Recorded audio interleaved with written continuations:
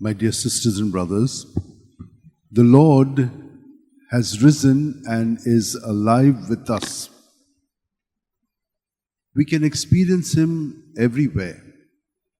And how will we experience Him? It is through faith. Faith is the gift that God has given us to be attuned to the realities which cannot be seen but which are very much present. For instance, the Lord's presence. How do we experience it?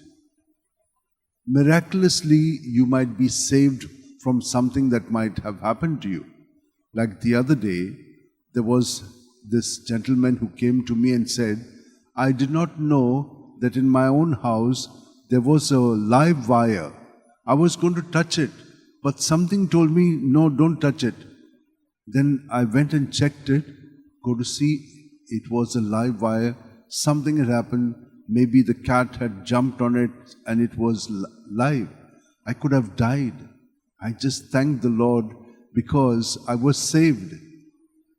So you see, the Lord's presence is there and He is telling us what we should do and what we should not do, provided we have that faith dimension. In this way, many of you will tell me so many things that have happened in your life. Sometimes, because we belong to the Lord, like Paul and Silas and others, they've had to suffer and they're put in prison.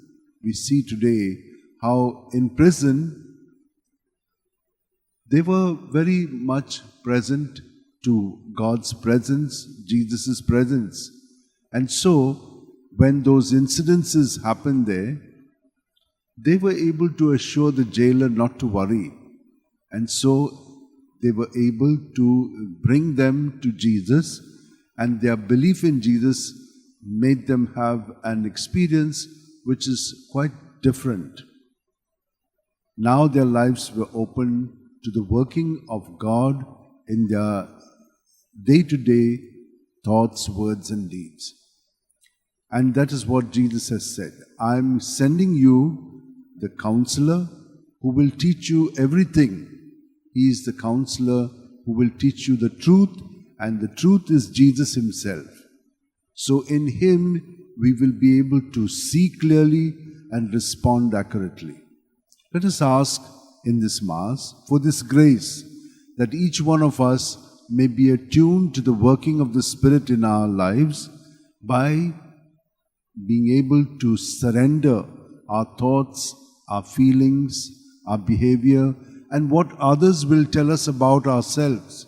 Very often we cannot take what the others say about us.